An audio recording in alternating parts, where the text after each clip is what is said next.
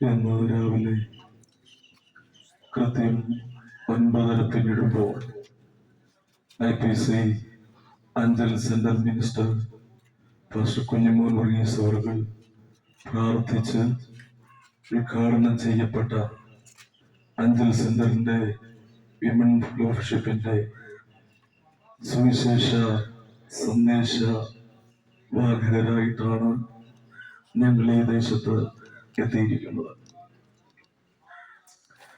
ഈ ഉച്ചഭാഷണിയുടെ ശബ്ദ ചക്രവാളത്തിനുള്ളിൽ ദൂരെയും അടുത്തുമായി ഞങ്ങളെ ശ്രദ്ധിക്കുന്ന നാട്ടിലെ എല്ലാ ബഹുമാനകരായ ഈശ്വര വിശ്വാസികൾക്കും ഞങ്ങളുടെ ക്രിസ്തീയ അഭിവാദനങ്ങൾ അറിയിക്കുന്നു. പ്രസന്ന സങ്കീർണമായ ഒരു ലോകത്തിലൂടെയാണ് ഇന്നത്തെ മനുഷ്യൻ കടന്നുപോയിക്കൊണ്ടിരിക്കുന്നത്. പിന്നിട്ടുപോയ ഏതൊരു കാലഘട്ടത്തെക്കാളും മനുഷ്യൻ വിജ്ഞാനത്തിലും ശാസ്ത്ര സാങ്കേതിക മേഖലകളിലും മികവ് കൈവരിക്കപ്പെട്ടു കഴിഞ്ഞിട്ടുണ്ട്. എന്നാൽ ഈ കാലഘട്ടത്തിൽ പിന്നിട്ടുപോയ കാലങ്ങളിൽ ചോദിച്ചതിനേക്കാൾ ഒട്ടനവധി ചോദ്യങ്ങൾക്ക് ഉത്തരമില്ലാതെ മാനവ ജനത വിങ്ങുന്നതായി നമുക്ക് എങ്ങും ഇവിടെയും കാണുവാൻ കഴിയും. സമാധാനരഹിതമായ ഒരു തലമുറയെ കൊണ്ട് നാടെങ്ങും ഭയാനക അന്തരീക്ഷം സംജാതമായി വരുന്നു. മനുഷ്യന്റെ ഒട്ടനവധി ചോദ്യങ്ങളുടെ പിന്നിൽ എന്ന് നല്ലൊരു ഭരണം കാണാൻ കഴിയും, എന്ന് സമാധാനമുള്ളൊരു ജീവിതം ലഭ്യമാകും. കാലങ്ങളായി നൂറ്റാണ്ടുകളായുള്ള മനുഷ്യന്റെ അന്വേഷണത്തിന്റെയും ചിന്താ അന്തർധാരയിൽ ഉതിർത്തു വരുന്നതുമായ ചോദ്യത്തിന് നാളിതുവരെ ഉത്തരമായിട്ടില്ല. മുക്കവലകളിൽ നാൽക്കവലകളിൽ യേശുക്രിസ്തുവിനെ കുറിച്ച് ഉള്ള പ്രഭാഷണം നടത്തുന്ന ഞങ്ങളെ കുറിച്ച് മിക്കപേരിലും തെറ്റായൊരു ധാരണയുണ്ട്. ഞങ്ങൾ വിദേശ മതത്തിന്റെ വക്താക്കളാണ് എന്ന്. മതം മാറ്റൽ പ്രഭാഷണങ്ങളാണ് ഇവർ നടത്തി വരുന്നതെന്ന്. എന്നാൽ ഞങ്ങളെ ശ്രദ്ധിക്കുന്ന സഹോദരങ്ങളെ, ഞങ്ങൾ വിദേശ മതത്തിന്റെ വക്താക്കളല്ല, മതം മാറ്റ പ്രഭാഷകരുമല്ല. മറിച്ച് ഞങ്ങളൊരു സത്യത്തിന് സാക്ഷികളാണ്. മനുഷ്യന് ലോകത്തിൽ ജീവിക്കുവാൻ ദൈവം ദാനമായി നൽകിയ മഹത്തായ ധനമാണ് ജീവിതം. ആ ജീവിതത്തിൽ മനുഷ്യനെ ദുഃഖിപ്പിക്കുന്ന ഏക ഘടകമാണ് വ്യക്തികളുടെ വേർപാട് അഥവാ മരണം എന്നുള്ളത്. മരണം കൊണ്ട് ജീവിതം അവസാനിക്കുന്നില്ല എന്ന നിലയിൽ മനുഷ്യൻ മരിച്ചു പോകുന്നവർക്ക് ശേഷക്രിയകൾ നടത്തി അവരുടെ ആത്മാവിന് നിത്യശാന്തി ഉണ്ടാകണമെന്ന് ആഗ്രഹിക്കുന്നുണ്ട്. എന്നാൽ മരണം എന്തുകൊണ്ട് വന്നു? മരണാനന്തര ജീവിതം എങ്ങനെ സ്വായത്തമാക്കാൻ കഴിയും? അങ്ങനെ സ്വായത്തമാക്കിയിട്ടുള്ളവർ ആരെങ്കിലും പ്രപഞ്ചത്തിലുണ്ടോ എന്നിത്യാദി കാര്യങ്ങളെ കുറിച്ച് അന്വേഷിക്കാൻ താല്പര്യപ്പെട്ട അത് ചെന്നെത്തി നിൽക്കുന്നത് ഒരു യാഥാർത്ഥ്യത്തിലേക്കും പൊരുളായ സത്യത്തിലേക്കുമാണ്. ആ സത്യത്തിന്റെ ഒന്ന്, മനുഷ്യന്റെ വേർപാടുണ്ടാകുന്നത്, മരണമുണ്ടാകുന്നത് പാപം നിമിത്തമാണ്. പാപം എന്നുള്ളത് മനുഷ്യൻ ദൈവത്തോട് കാട്ടിയ അനുസരണക്കേടിൽ നിന്ന് ജന്മം കൊണ്ടതാണ്.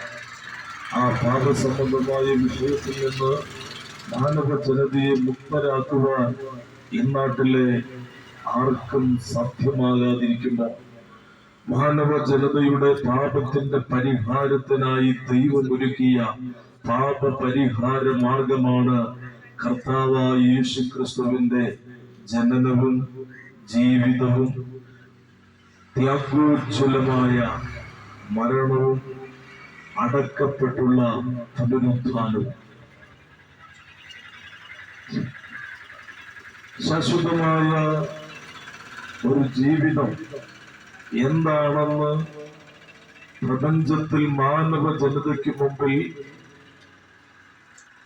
തെളിവായി കാണിച്ചു കൊടുത്ത ഏക വ്യക്തിയാണ് കർത്താവായ യേശുക്രിസ്തു.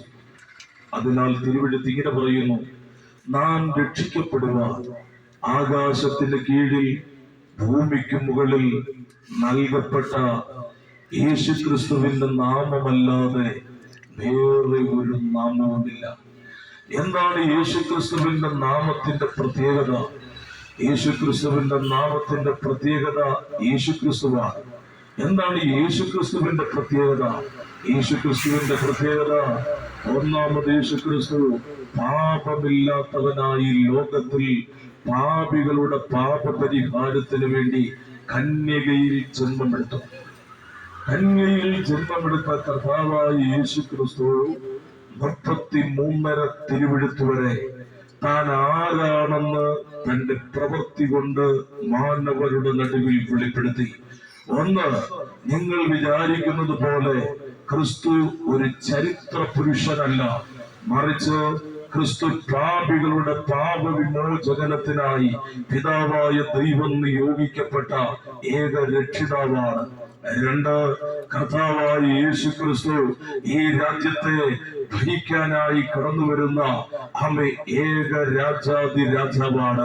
തിരുവെഴുത്ത് ഇങ്ങനെ പറയുന്നു, ആമേ കർത്താവ് തൻ ഗംഭീരനാദത്തോടെ പ്രധാന ദൂതത്തോടെ ദൈവത്തിന്റെ കാഹളത്തോടെ സ്വർഗത്തിൽ നിന്ന് ഇറങ്ങി വരും. ആമേ ആ ഇറങ്ങി വരവിന് മുൻപായി ഇവിടെ നടക്കുന്ന വസ്തു സംബന്ധമായ വിഷയങ്ങളെ കുറിച്ച് നിങ്ങൾ അറിയണം എന്നുള്ള ആഗ്രഹത്തോടുള്ള ബന്ധത്തിലാണ് ഞങ്ങൾ ഈ പ്രഭാഷണം ഈ കവലയിൽ നടത്തുന്നത്. കർത്താവായ യേശുക്രിസ്തു ആമേ ഒന്നാമത് വെളിപ്പെടുത്തിയത് തന്നൊരു രക്ഷകനാണ്, പാപത്തിൽ നിന്ന് മനുഷ്യരെ വീണ്ടെടുക്കേണ്ടുന്നതിനായി കടന്നു വന്ന. 2, രക്ഷകനായിരിക്കുമ്പോൾ തന്നെ രക്ഷിക്കാനായി തന്ന താൻ ദൈവമാണ്. തന്നെ ദൈവമെന്ന് എങ്ങനെ മനസ്സിലാക്കാൻ കഴിയും? മനുഷ്യർക്കാർക്കും ചെയ്യാൻ കഴിയാതിരിക്കുന്നത് ആമേ മനുഷ്യർക്ക് വേണ്ടി ദൈവത്തിന് ചെയ്യുവാൻ കഴിയുന്നതുമായ കാര്യങ്ങൾ തന്റെ ജീവിത കാലത്ത് താൻ പ്രവർത്തിച്ചു കാണിച്ചു. 1, ഭൂതബാധിതരായവരെ തന്റെ അധികാരത്താൽ ആമേ ഭൂതത്തിൽ നിന്ന് അതിന്റെ ശക്തിയുടെ കടുത്ത പിടിയിൽ നിന്ന് മോചിപ്പിച്ച് അവർക്ക് അതിനു വേണ്ടുന്ന മോചനം നൽകി. 2, രോഗബാധിതരായവരെ തന്റെ കരം സ്പർശിച്ച് യേശുക്രിസ്തു സൗഖ്യം കൊടുത്തു. യേശുക്രിസ്തു മുഖാന്തരം സൗഖ്യം ലഭിക്കുമെന്ന് വിശ്വസിച്ചവർ യേശുക്രിസ്തുവിന്റെ അടുക്കലേക്ക് വരികയും അവനോട് അപേക്ഷിക്കുകയും അവനെ സ്പർശിക്കുകയും ചെയ്തതിനാൽ അവർ അനുഭവിക്കപ്പെട്ട കടുത്ത രോഗത്തിൽ നിന്ന് അവർ രോഗശാന്തി അനുഭവിക്കുന്നവരായി മാറി. 3, കർത്താവായ യേശുക്രിസ്തു ഇളകി മറിയുന്ന കടൽ തിരകളെ ചവിട്ടി മെതിച്ചുകൊണ്ട് പ്രകൃതിമേൽ തനിക്ക് അധികാരമുണ്ടെന്ന് ആമേ വാക്കും ഭക്ഷണവും കൂടാതെ മാനവജനത്തിന്റെ കണ്ണുകൾക്ക് ആശ്ചര്യം നൽകിക്കൊണ്ട് യേശുക്രിസ്തു കടലിൽ മീതെ നടന്ന് താൻ ദൈവവും ദൈവപുത്രനുമെന്ന് സ്വയം പ്രഖ്യാപിക്കപ്പെട്ടു. 3, ഇളകി മറിയുന്ന കടലിനെയും അങ്ങനെ ഇളകി മറിയത്തക്ക നിലയിൽ അതിന്റെ കാരണമായി പ്രവർത്തിക്കുന്ന ആമേ കാറ്റിന്റെ ഗതിവിഗതികളെയോ കർത്താവായ യേശുക്രിസ്തു കാറ്റേ അടങ്ങ്, കടലെ ശാന്തമാകുക എന്ന് പറഞ്ഞ് അതിന്റെ അധികാര മണ്ഡലങ്ങളെ യേശു അമർച്ച ചെയ്തു. അത് കണ്ടവർ ഇങ്ങനെ ചോദിച്ചു, കാറ്റും കടലും കൂടി ഇവനെ അനുസരിക്കുന്നുവല്ലോ, ഇവൻ ചിലർക്ക് യേശു യഹൂദന്മാരുടെ ദൈവമാണ്, ചിലർക്ക് യേശുക്രിസ്തു പ്രാദേശിക ദൈവമായ ക്രൈസ്തവരുടെ ദൈവമാണ്, ചിലർക്ക് യേശുക്രിസ്തു ചരിത്ര പുരുഷനാണ് എന്ന് കേൾക്കുന്നവരെ, യേശുക്രിസ്തു ചരിത്ര പുരുഷനല്ല, ക്രിസ്ത്യാനിയുടെ ദൈവമല്ല, പാശ്ചാത്യരുടെ ദൈവമല്ല. യേശുക്രിസ്തു മുഴുവൻ മാനവ വർഗത്തിന്റെയും വീണ്ടെടുപ്പുകാരനും സൃഷ്ടാവുമായ ദൈവമാണ്. താങ്കൾ വസിക്കുന്ന ഈ ഭൂമുഖത്ത് താങ്കൾ ആഗ്രഹിക്കുന്ന ശാശ്വത ഭരണം കണ്ടിട്ടില്ലെങ്കിൽ ഇനി ഒരു ശാശ്വത ഭരണം കാണേണ്ടുന്നതിന് ഈ യേശുവിനെ താങ്കൾ രക്ഷകനായി കൈക്കൊള്ളുമെങ്കിൽ ആസന്ന ഭാവിയിൽ അതിനുള്ള മഹത്തായ ഭാഗ്യം താങ്കൾക്കുണ്ടാകും എന്ന് ഈ സന്ദേശത്തിലൂടെ അറിയിക്കാൻ ഞങ്ങൾ ആഗ്രഹിക്കുന്നു. കർത്താവായ യേശുക്രിസ്തു മാനവജനത്തിന്റെ പാപത്തിന്റെ പരിഹാരത്തിന് വേണ്ടി പാപികളുടെ പാപത്തിന്റെ ശിക്ഷ വഹിച്ചുകൊണ്ട് കാൽവറി ക്രൂശിൽ മരിച്ചു. എല്ലാവരുടെയും മരണം പോലെ ആയിരുന്നില്ല യേശുക്രിസ്തുവിന്റെ മരണം. യേശുക്രിസ്തുവിന്റെ മരണം താൻ സ്വയം അതിനായി ഏൽപ്പിക്കപ്പെട്ട് സ്വയം സ്വീകരിക്കപ്പെട്ട മരണമായിരുന്നു. യേശുക്രിസ്തുവിന്റെ ദേഹമാസകലം പടയാളികൾ ചാട്ടവാറുകളാൽ അടിച്ച് ഉഴവു ചാൽ പോലെ മുറിക്കപ്പെട്ടു. യേശുക്രിസ്തുവിന്റെ ശിരസിൽ മുൾക്കിരീടം ചാർത്തപ്പെട്ടു. യേശുക്രിസ്തുവിന്റെ കൈകാലുകൾ കാരിരുമ്പാണികളിൽ തറയ്ക്കപ്പെട്ടു. തറയ്ക്കപ്പെട്ട കാരിരുമ്പാണിയുടെ കടുത്ത വേദന മനോമുകുളത്തിന്റെ ഉള്ളറകളിൽ മതിക്കുമ്പോൾ കർത്താവായ യേശുക്രിസ്തു വിളിച്ചു പറഞ്ഞു, പിതാവേ, ഇവർ ചെയ്യുന്നതെന്തെന്നറിയായികയാ, ഇവരോട് ക്ഷമിക്കണമേ. ലോകത്തിൽ ഇന്ന് വരെ മരണമുഖത്ത് പാപം ചെയ്യുന്നവരോട് ക്ഷമ കാട്ടണമെന്ന് പറഞ്ഞ് മരണം വരിച്ച ഒരു യോഗി വര്യന്മാരും പ്രപഞ്ചം കണ്ടിട്ടില്ല. എന്നാൽ കർത്താവായ യേശുക്രിസ്തു വിളിച്ചു പറഞ്ഞു, പിതാവേ, ഇവർ ചെയ്യുന്നതെന്തെന്നറിയായികയാ, ഇവരോട് ക്ഷമിക്കണമേ. ഈ സന്ദേശം അറിയിക്കപ്പെടുന്നവരെ ഉപദ്രവിക്കപ്പെടുമ്പോൾ അവരും പറയാറുള്ളത് ഇത് മാത്രമേ ഉള്ളൂ, അജ്ഞത കൊണ്ട് ഇവർ ഞങ്ങളെ ദണ്ഡിപ്പിക്കുന്നു, എന്ന അറിവ് കൊണ്ട് ഇവരുടെ വിടുതലിന് വേണ്ടി ഞങ്ങൾ പ്രാർത്ഥിക്കുന്നു. ഞങ്ങളെ കേൾക്കുന്ന സഹോദരങ്ങളെ, ഇന്നല്ലെങ്കിൽ നാളെ ഞാനും താങ്കളും ഈ മണ്ണ് വിട്ട് മാറേണ്ടവരാണ്. എവിടേക്ക് പോകുമെന്ന് ഈ ജീവിതം കൊണ്ട് ഉറപ്പാക്കണം. എവിടേക്ക് പോകുമെന്ന് ഉറപ്പാക്കാം യേശുക്രിസ്തു മാതൃകയായി കാണിച്ചു തന്നു. കാൽവറിയുടെ കുളത്തളത്തിൽ മരണം ആസ്വദിച്ച യേശുക്രിസ്തു അരിമത്യക്കാരനായ യോസേഫിന്റെ കല്ലറയിൽ അടക്കപ്പെട്ടു. മരണഭാഷ്യങ്ങൾക്ക് യേശുക്രിസ്തുവിനെ പിടിച്ചു വെക്കുവാൻ കഴിയാതെ വന്നു. 3-ാം ദിവസം റോമൻ ഇംപീരിയൻ മുദ്രയെ പൊട്ടിച്ച് കർത്താവായ യേശുക്രിസ്തു കല്ലറ വിട്ട് ജീവനോടെ ഉയർത്തെഴുന്നേറ്റ് വന്നു. ആ ഉയർപ്പ് ഒരു സത്യമായിരുന്നു. ഏതു സത്യം? മരണം കൊണ്ട് മനുഷ്യന്റെ ജീവിതം അവസാനിക്കുന്നില്ല എന്ന സത്യം. ആ ഉയർപ്പ് ഒരു സത്യമായിരുന്നു. ഏതു സത്യം? എഴുന്നേറ്റ് വരുന്ന ശരീരത്തിന് രൂപാന്തരം സംഭവിക്കുന്നില്ല. ആ ഉയർപ്പ് ഒരു സത്യമായിരുന്നു. ഏത് സത്യം? ആ സത്യം ഇതാണ്, നിങ്ങൾ ഞാൻ മരിക്കുന്നതിന് മുമ്പ് എന്നെ എങ്ങനെ കണ്ടോ അതേപോലെ നോക്ക് എന്നെ നിങ്ങൾക്ക് കാണാം. അന്നെനിക്കുണ്ടായ കണ്ണാണ് ഇപ്പോഴും എനിക്കുള്ള കണ്ണ്, അന്നെനിക്കുണ്ടായ കാതാണ് ഇപ്പോഴും എനിക്കുള്ള കാത്, അന്നെനിക്കുണ്ടായ മുടിയാണ് ഇപ്പോഴും എനിക്കുള്ള മുടി, അന്നെനിക്കുണ്ടായ ഉടലാണ് ഇപ്പോഴും എനിക്കുള്ള ഉടല്. ഇങ്ങോട്ട് നോക്ക്, മരണാനന്തരം ഇങ്ങനെ ഒരു ജീവിതം നിങ്ങൾക്ക് കിട്ടും. ഈ ജീവിതം കിട്ടേണ്ടുന്നതിന് അത് സായുധമാക്കി തരുവാൻ കഴിയുന്ന ലോകത്തിലെ ഏക വ്യക്തിയാണ് കർത്താവായ യേശുക്രിസ്തു.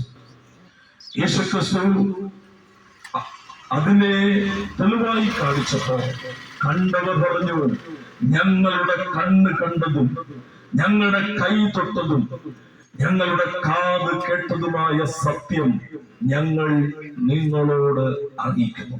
അതേ ബഹുമാനിതരെ, ആ സത്യത്തിനാണ് ഞങ്ങൾ സാക്ഷികളാകുന്നത്. ഇത് മതപ്രഭാഷണമല്ല.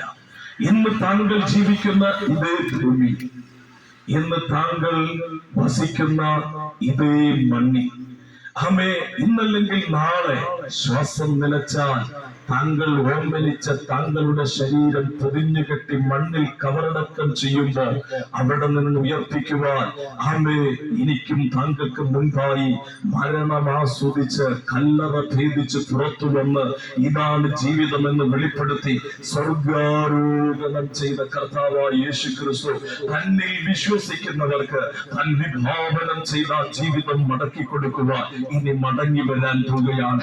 എന്ന് എപ്പോൾ എങ്ങനെ നിശ്ചയമല്ല. എന്നാൽ ചില തെളിവുകൾ പറയുന്നു, അന്ത്യകാലത്ത് ജാതി ജാതിയോടും രാജ്യം രാജ്യത്തോടും അടിക്കും. കടലിന്റെ ഇറക്കം നിമിത്തം മനുഷ്യന് ഭയത്തോടു കൂടിയ ഭ്രമമുണ്ടാകും.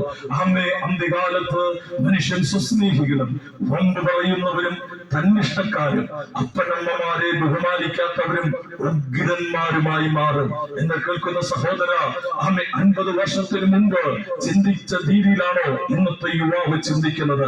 അപ്പനെതിരെ കത്തിയെടുക്കുന്ന തലമുറ, അമ്മയ്ക്ക് നേരെ വിഷമൊഴിക്കുന്ന തലമുറ, ഹല്ലേലൂയ, തിരുവേദികളിൽ കുത്തിമലർത്തി ലഹരിയുടെ മതത്തിൽ പുളഞ്ഞാനന്ദിക്കുന്ന യുവത്വത്തിൽ പുറകും കൊണ്ട് ജീവിതം എന്തെന്നറിയാതെ പോകുന്ന ഈ തലമുറയുടെ മുൻപോട്ടുള്ള പോക്ക് കണ്ട് അന്ധാളിച്ചു നിന്ന് താങ്കൾ ചോദിക്കുന്നില്ലേ, എന്തിങ്ങനെ? ഞങ്ങൾ പറയുന്നില്ല, അന്ത്യകാലം